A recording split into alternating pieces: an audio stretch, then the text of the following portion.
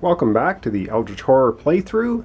We're beginning turn 7, and first thing I'm going to do, we're going right into the action phase. I'm going to take the lead investigator token, and I'm going to give that this time to Akachi. So I'm going to change the turn order. So Akachi's going to go first. So the first of her two actions is, because she's down to 2 health, she's going to take a rest action, which means she's going to get back 1 health, and she was also down 1 sanity, so she's going to go up to full sanity. So now she has 3 health out of a total of 5, and she has her total of 7 sanity.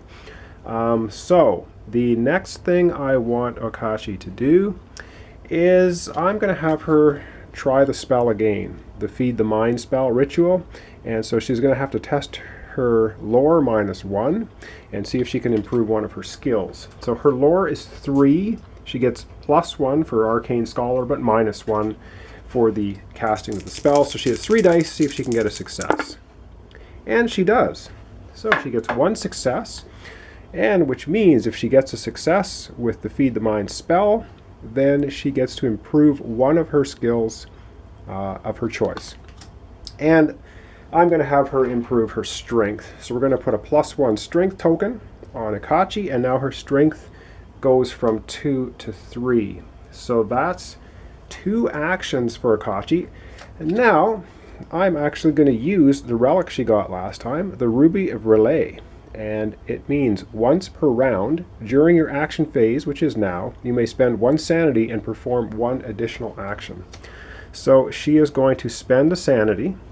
So she's gone from 7 sanity down to 6. And with her additional action, she's going to move from Tunguska over to space 19 here with the clue token. And that will end Akachi's action phase, action turns, and now we're on to Charlie Kane. Now Charlie Kane's down to 1 health, so the first action he's going to do, obviously, is he really needs to heal. So he's going to get back 1 of his health. He was battling deep ones in the tunnels last time. So now he's at 2 health, and he is at... Oh, and he gets 1 sanity back as well, up to his maximum sanity now of 8. So that was his first action. And now for his second action, I am just going to have him actually move to the same location as Akachi. So they're now together. So what that means is possibly at the beginning of the next turn, they can exchange items if they so desire. And also I get, they each have 1 clue token, and hopefully one of them will be able to get that second clue token, which then we need 2 clue tokens to get down to this Eldritch symbol and possibly solve the 3rd mystery. So that was the action phase. Now we're on to the encounters phase. Okay, here we are at the encounters phase. Akachi's up first. She's on the clue token. So the first thing she's going to try to do is, of course, she's going to try to acquire the clue token. Now, this is a wilderness space, so we look at the clue token Azathoth card, and we look at wilderness, and we see what happens with Akachi. And it says, something attacks you in the dark. Wow, that's not good. Lose 1 health. Okay, so she just gets beaten up. She goes from 3 health down to 2. Let's hope she doesn't lose 2 more. That would be very bad. To your eyes, there's nothing around you but trees. So she has to make an observation check. Now, she has an observation of 3, so let's have her do an observation check.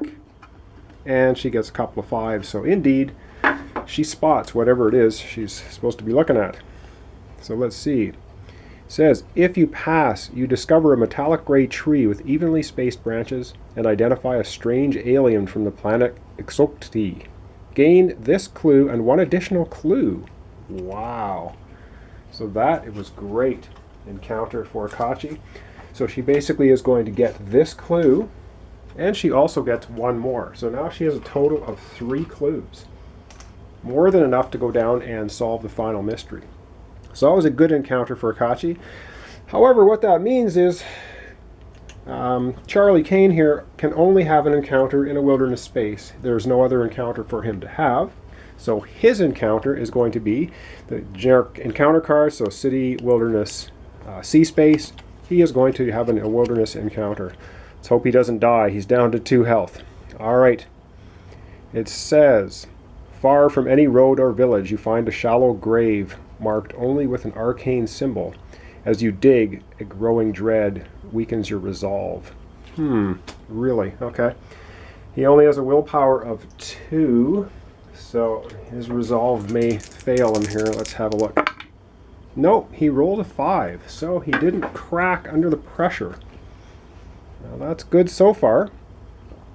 And it says, if you pass, you find a charred corpse clutching a journal. Gain 1 clue and improve your lore. Wow, that's really good. So he's going to gain a clue.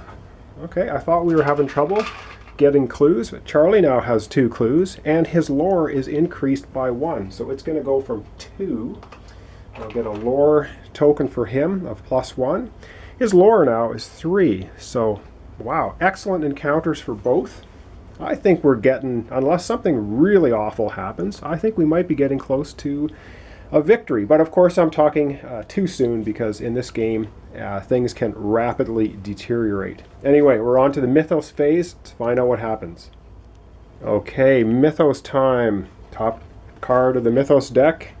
And we have, alright, we have to do the symbols again, of course. First symbol is the Omen Track moves. So here we go up here.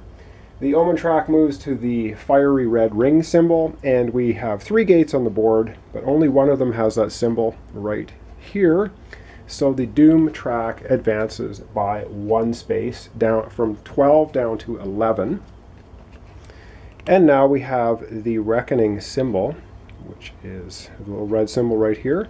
So we're going to have all the Reckoning effects happen. Now, first thing we look at on the board, of course, is monsters, and as I've mentioned before, the Cultist has a Reckoning symbol, but Azathoth has no Reckoning effects for Cultists in the game. We have the Migo, which is down here. Now, he will go to the nearest clue token, and I do believe this time that was the only clue token. Akachi has got it. So really this time, the Migo will not move and do anything, and the Wraith up here does not have a Reckoning symbol on it. So now we look at cards on the board. And luckily for us now, this card here is the Reckoning. At the bottom of it says, this was the Driven to Bankruptcy, which removed all our asset cards. It says, discard this card and place the top 4 cards of the Arcane deck in the reserve. So we're basically discarding this, which is good, and we will fill up our reserve again with the top 4 cards. So, top 4 cards in order. Oh, this is good. We have Holy Water coming into play. You may discard this card to gain +5 willpower and strength during a combat encounter, but as an action you can discard this card and choose an investigator in your space to gain the blessed condition. Basically, this will allow Charlie to dump the cursed condition if he needs it. So we'll put that over here in the reserve. Second one that comes up is Fine Clothes. It's an item. It says each 6 you roll when performing an acquire assets action counts as 2 successes. Well, that's something Charlie may also want to have as well. Okay, the next one in the list we have is a private investigator. He's an ally, and he will give you a +1 observation check, and you may re-roll 1 die when doing an observation check. So another useful asset, and one of my favorites, kerosene, although not as fun as dynamite, but almost. It's an item. Basically, you may discard this card to gain a +5 strength check during a combat encounter. So basically, you douse the monster with kerosene and light him up. All right, that got rid of that encounter card on the board. Now we have another Reckoning symbol here, and this is discard 1 Eldritch token from this card. So from 3 down to 2. And if this card activates, which means there are no more Eldritch tokens on it, then the Doom will advance 1 for every open gate on the board. So I've kind of been ignoring it for now. I may have to look at that possibly next turn. And then now the next symbol we have is the Gate symbol, which means a gate and monster will appear. All right, top gate we have is London with the blue constellation symbol. So over in London, that's not so good, because that's the next Omen track come up. And of course, digging around, we pull out a monster, and we have a goat spawn. Not a big deal. She has no immediate effects and no Reckoning effects. So we have a goat spawn at the London gate. Okay, not too horrible yet. And it says, Omen of Good Fortune. Well, that sounds good. Let's read the flavor text here. It says, when you drop a penny into the peculiar mechanical device, the automaton waves its hand and turns over a card bearing the words, good luck is with you. Well, that sounds good. The lead investigator may move the omen to a space of his choice on the omen track without advancing doom. Well, I like that. So we're going to go ahead and do that. Now, there are 2 gates, Istanbul and San Francisco, that have the green comet symbol. I'm actually going to put the omen track right at the top with the green comet symbol and the Eldritch token here, because if it had come around there, Doom would advance by 3. So what's going to happen next time is we may only have Doom advancing by 1. So that was actually quite an excellent Mythos card for us. Didn't damage us too much. Akachi now has 3 clue tokens, and Charlie has 2, so either of them can go down here to try to solve the final mystery and defeat Azathoth. That is basically the end of turn 7. And I just want to make one mention here quickly. Thanks so much. I'm up over 100 subscribers now, which I don't know, just surprises me. I guess some people are enjoying my playthroughs. I enjoy doing them. I will be trying to do at least one different board game per month, running through it. And the next one I'm going to do is Firefly. So just as a heads up. This one will probably be finishing in a couple of turns, or possibly, probably 2-3 turns. We'll see. Anyway, thanks so much for subscribing. If you like the channel and you'd like to see other board games being played through, then I'll be happy to do that. Like I said, I'll be trying to do one a month for this year anyway, and possibly we'll see what happens in the future. Anyway, thanks so much for watching. Join me next time for turn 8, and we'll see if Akachi and Charlie can even come closer to shutting Azathoth down. Again, thanks so much for subscribing and liking my videos, and we'll see you next time at turn 8.